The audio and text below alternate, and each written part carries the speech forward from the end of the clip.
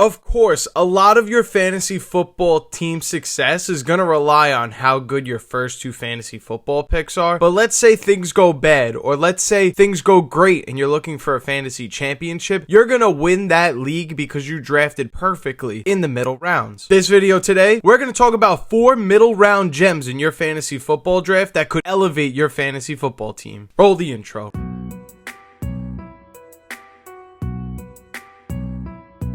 The first middle round gem in your fantasy football drafts is going to be Zay Flowers, coming off the board at wide receiver 32 on Underdog. This is a player I've spoken extensively about on this channel, so I'll save you the long speech if you've already watched those videos. This year in 2025, we're drafting Zay Flowers at his floor, and it's clear and obvious because he's never even finished as a wide receiver 32 since entering the league. Year 3 for a lot of wide receivers is when we see a jump in productivity, but for some reason, we don't think Zay Flowers could do it. No, this offense doesn't throw the ball a lot. No, this offense isn't going to only target Zay Flowers, but call me crazy. I don't think Rashad Bateman and Mark Andrews are going to have 20 receiving touchdowns combined again in 2025, and only Zay Flowers with 4. I'm not predicting that Zay Flowers is going to have double-digit touchdowns in a breakout season, but 6 touchdowns, 7, that's a realistic benchmark to place on him. As long as he's going to get well over 100 targets and Lamar Jackson is his quarterback for 17 games, you're absolutely crazy to think that this pick isn't going to pan out at wide receiver 32. Again, this is someone who finished as wide receiver 25 last year and only had 4 touchdowns. Moving on to someone that would have been a late round gem a few weeks ago, now we have to consider it a middle round gem. Isiah Pacheco is flying up the draft board at running back 25, but he's still a middle round draft gem in your fantasy football league. I'm going to be full and transparent with you guys. I have fallen in love with his offseason and training camp videos that have been circling around. That could impact why I have him on this list, but you're still getting the Kansas City Chiefs starting running back at RB25. This team is going to be one of the best offenses in the NFL, we expect. Maybe you don't expect them to look great after the way they performed last year in 2024, but a big component as to why they couldn't have their offense clicking on all cylinders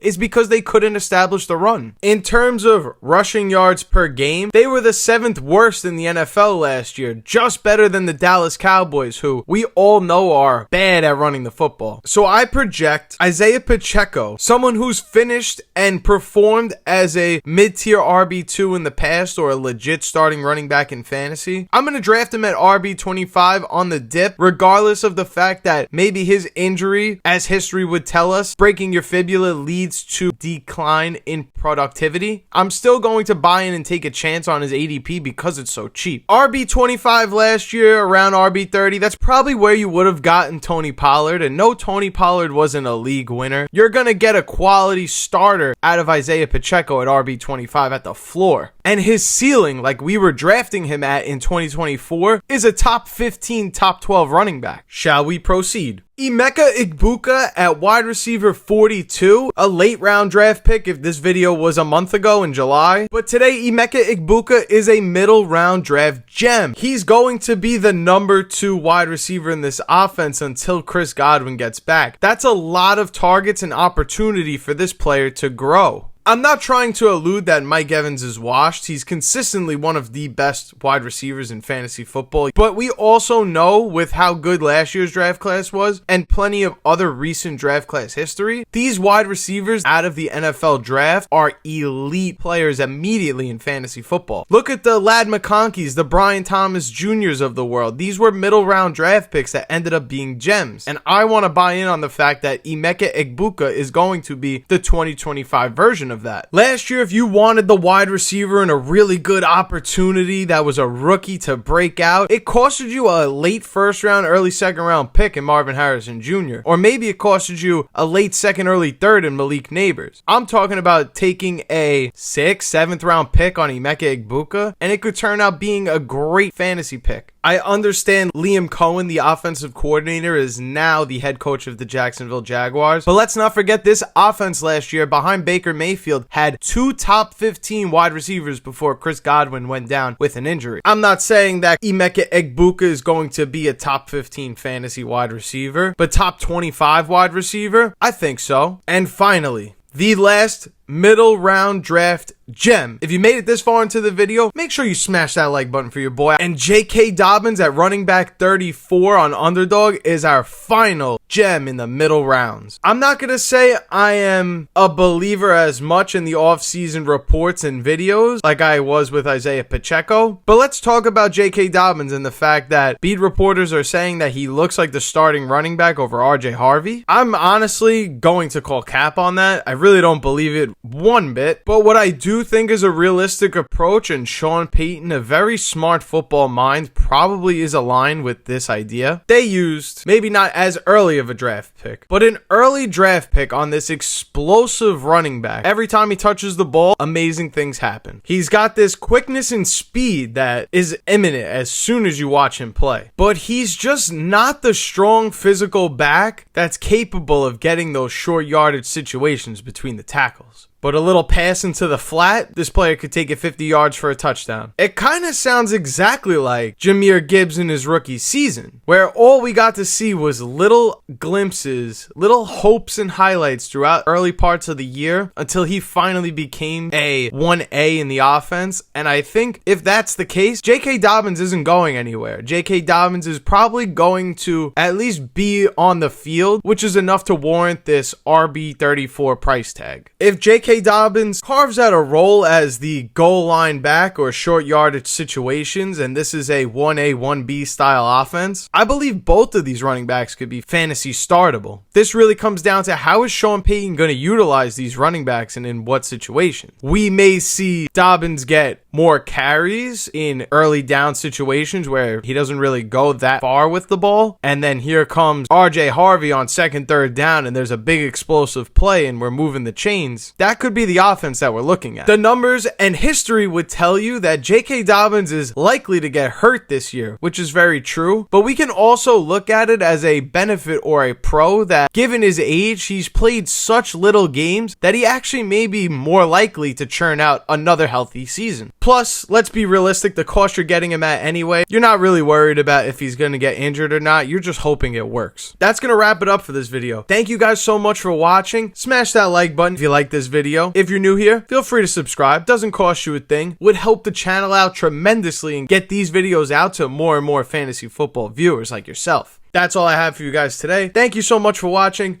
My name is Turtle. This is Outlier Fantasy, and I will see you in the next video. Wow, you stuck to the end of this video?